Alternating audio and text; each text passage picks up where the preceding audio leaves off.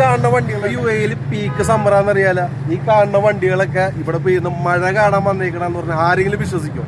ഇത് കണ്ടോട്ടാ, അല്പനേരത്തിനകത്ത് ഈ കാണുന്ന പ്രകൃതി ആയിരിക്കും ഇവിടെ നല്ല പൊരിഞ്ഞ മഴയായിരിക്കും. നമുക്ക് കാണാം.